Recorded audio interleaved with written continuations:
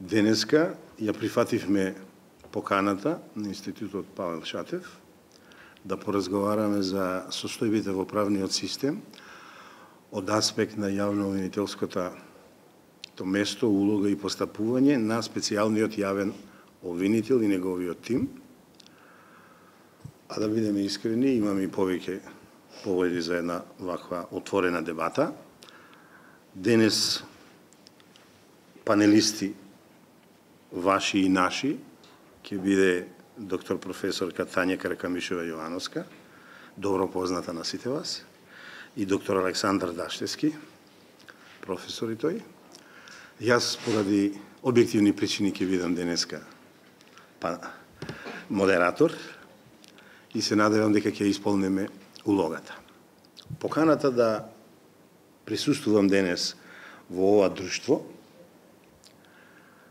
ја добив синоќа кога на интернет читав една многу прекрасна пресметка од двојца познати професори од правниот факултет, кои си го вадеа валканиот веш и ни кажуваа што све правеле нана за 27 години, а поводот им беше реформата на правниот систем. Епа, господа, ако тие луѓе прават реформа на правниот систем, бидејќи тие досега ја правеа, сигурен сум и за едниот и за другиот. Едниот ми е генерација, заедно завршивме факултет Фрчковски, другиот ми е професор, сме били и соработници. Ако тие прават реформа на правосудниот систем и пошироко на правниот систем во Република Македонија, тешко на Република Македонија, тешко на нас. Тоа едно што сакам да го истакнам.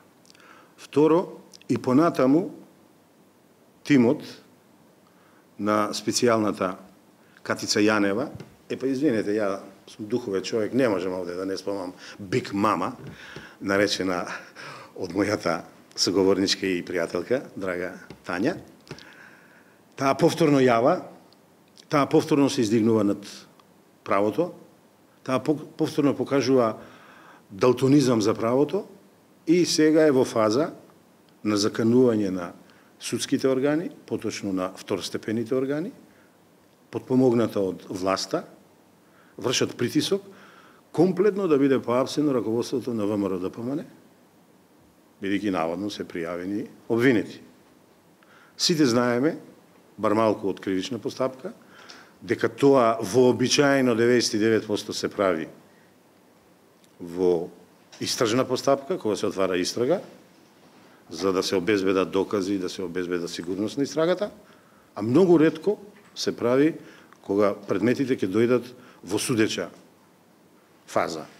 Најверојатно, бидејќи во позадината или во тие судски предмети нема докази, нема факти, нема аргументи, ајде да речам доволно, туку голи индиции од оние пусти и проклети незаконски снимани телефонски разговори и неовластено објавени, па сега веројатно смислиле една стратегија да се дефокусира македонската јавност кога се прават обиди македонско име да биде продадено, македонски идентитет да биде скрнавен, да го поапсат раководството кое Македонија ја водеше 10-11 години, за да тие покријат својата неспособност. Ја само едно ќе кажам.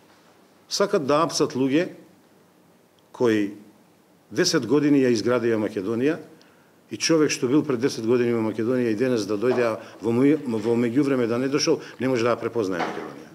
Сакат да апсат луѓе кои постигнаа успеси во сузбивање на сите видови на криминали, толку големи успеси што наназад 20 години тоа не беше направено. 15 пардон. И сакат да апсат луѓе кои не дозволија него да бидат подчинети, него не ја наведнаа главата, него скршија работот, него дадоа името на Република Македонија и еве сега со таа неферска, ја би рекол, дамин гамбит, направија да не учествува во ВМРО ДПМН во власта и еве тие хараат сега по судските сали, амбасадори се јавуваат и вршат притисок во судиите да донесат одлуки кои не држат. Да не должам,